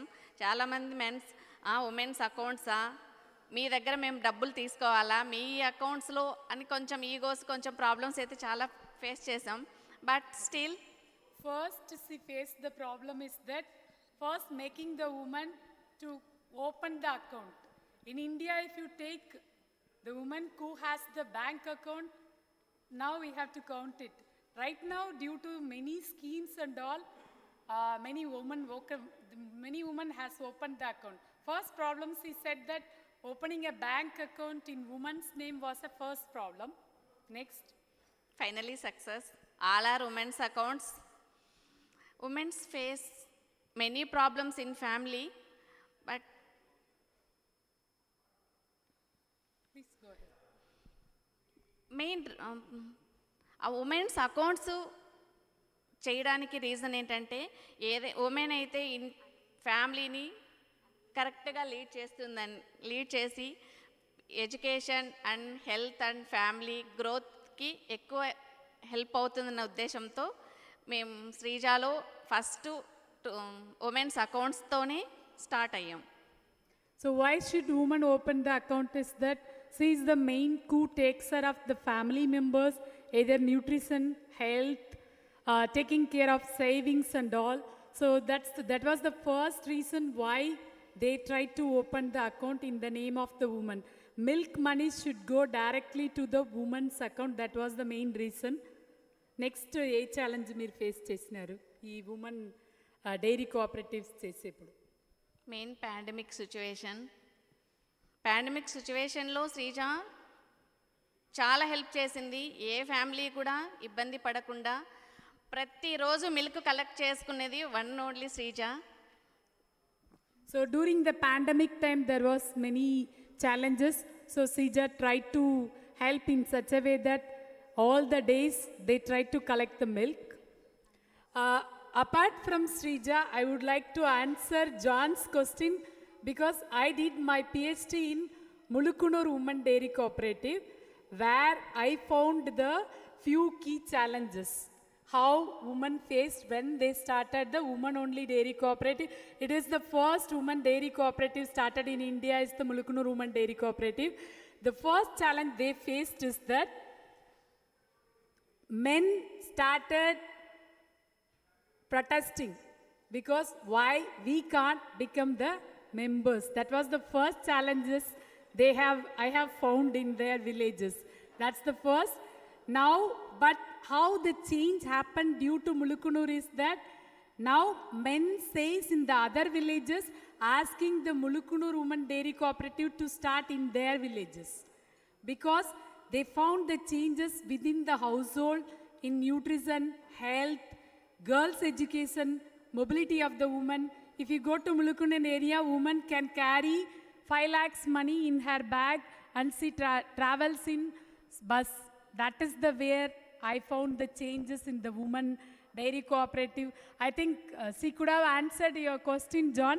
There are many things I found in how woman only dairy cooperative from top to bottom, how the reserved dairy cooperatives in few villages, because women is not meant for reservation.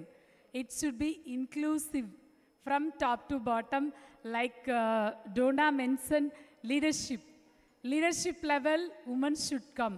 That's the way Mulukunur, Shreeja, many dairy cooperatives started last 10 years. Thank you very much. Animal productivity. So another thing is that animal productivity. I'm very happy to hear from ma'am that from 8 liters it reached to 11 liters.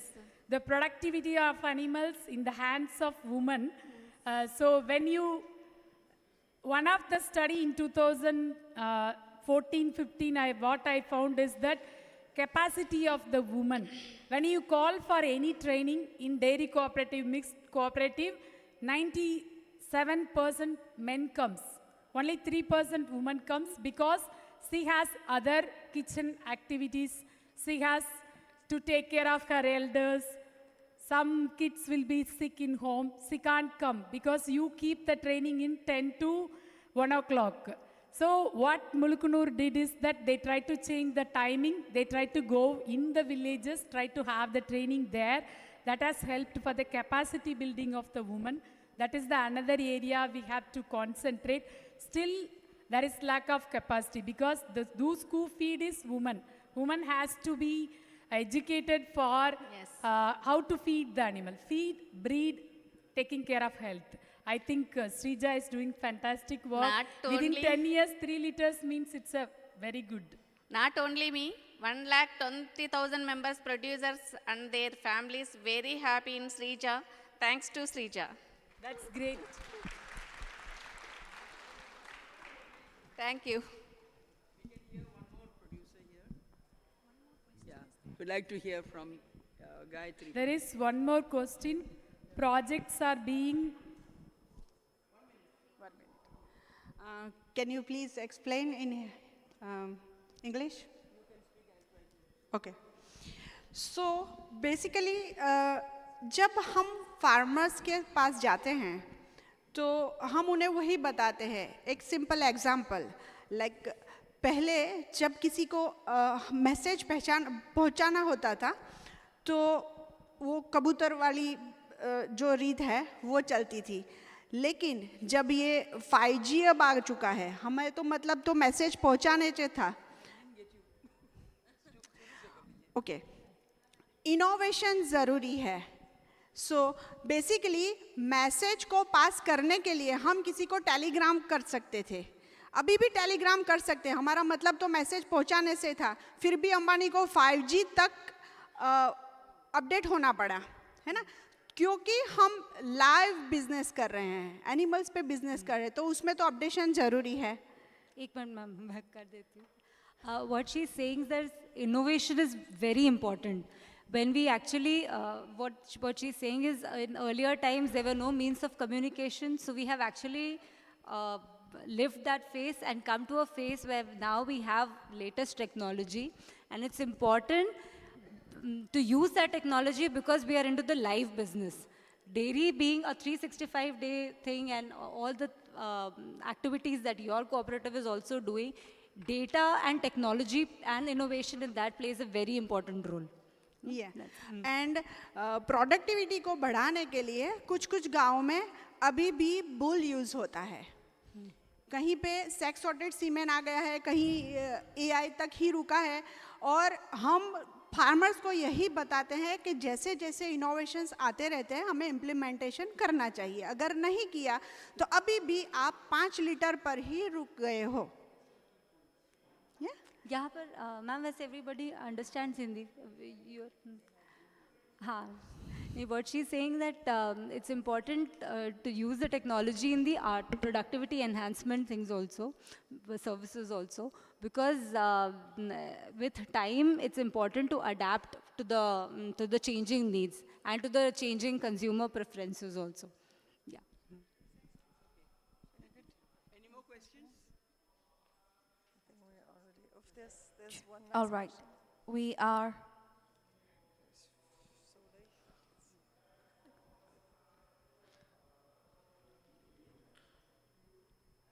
Good afternoon. What are the climate challenges you are facing in dairy? What are the climate challenges you are facing?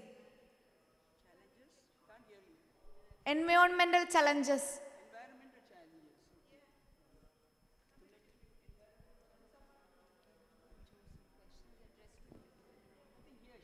Environmental, no? Could you please complete the question and also to whom is... summer में milk production कम हो जाता है, तो summer में dairy farm को sustain करने के लिए हमें पहले से तैयार होना पड़ेगा. Milk production goes down in summer. Right. With this, we come to the end of the Q&A session. We are now moving on to the felicitation. Ladies and gentlemen, once again, this is the end of the session. May I request Mrs. Lida.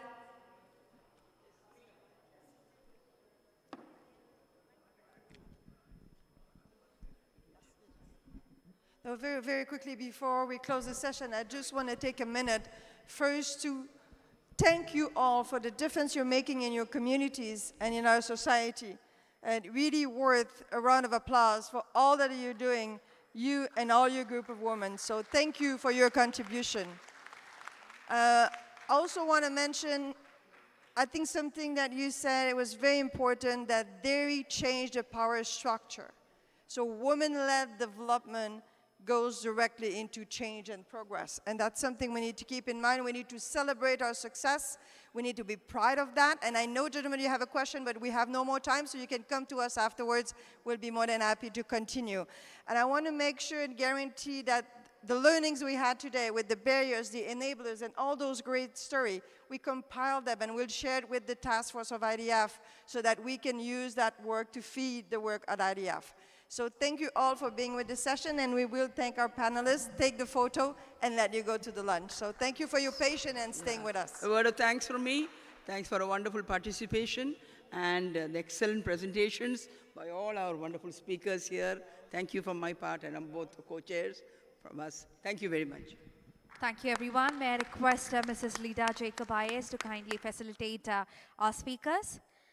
As a token of gratitude and appreciation, we would love to present a few gifts to our speakers of the day. May I request Mrs. Lida Jacob-Ayers to kindly facilitate our first speaker, Ms. Lawrence Raikin, Deputy General, IDF.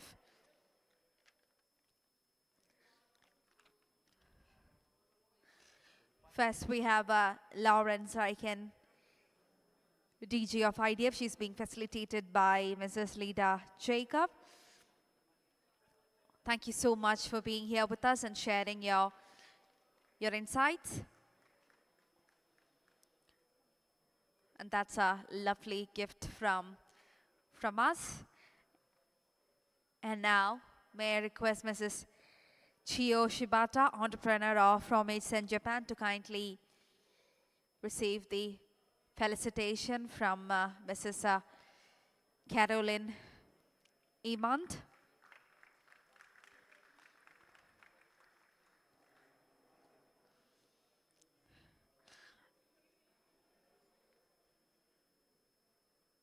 And our next speaker, Mrs. Donna Cram. May I request again, Lida ma'am or Ms. Caroline, if you could just kindly do the honors of felicitating Mrs. Donna Cram, a fourth-generation dairy farmer based out of New Zealand. Thank you so much for coming from such a lovely country and sharing your success story with us. And now to felicitate Mrs. Rachana Deodar Goyal, Head of Business Development, NDDB Dairy Services. Ms. Carolyn is handing over those gifts to Mrs. Rachana.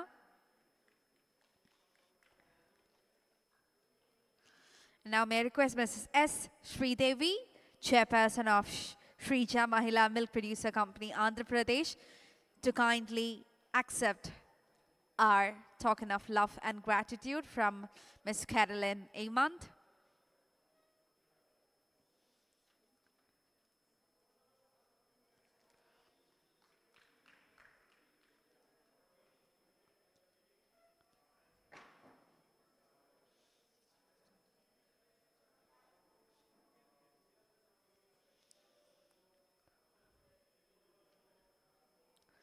Moving on, may I request Ms. Bura Thanasri, Chairperson, Mulukanur Women's Cooperative, Dairy, Telangana,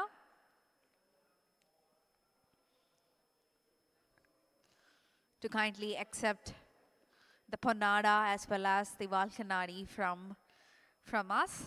Thank you so much for being a part of today's session.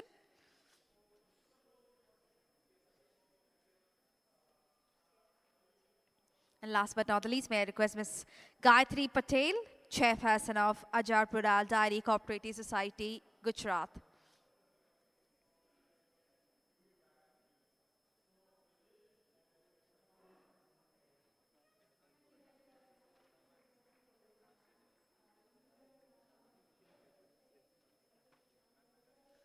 Thank you so much, everyone, for being a part of the session and sharing your valuable insights with us. And now, to show our love to all the session chairs for today, may I request Ms. Lawrence Raikin to kindly hand over the gifts to our session chairs two wonderful superwomen for the day, Mrs. Lida Jacob, IAS, former Dairy Development Commissioner, Kerala. She now receives the Ponnada and the Valkanadi from us.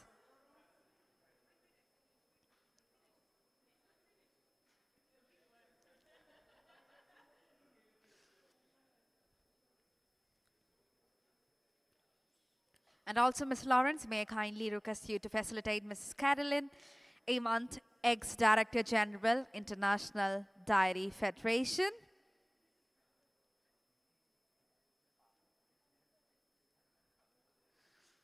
Thank you so much, both of you, for doing this brilliant job of handling the challenging role of a session chair. We are truly grateful, and it's an absolute honor to have your presence with us today. Well, thank you so much, everyone. May I request all the ladies to kindly stand up for a group picture together. Ladies and gentlemen, with this, we come to the end of the session. Now we are moving on to the Sadhya, and it will be served at Leva 1, which is at the left corner of this hall. And for the VIPs, it will be the GBR, the Great Ballroom, on the extreme right of this building, ground floor. Thank you.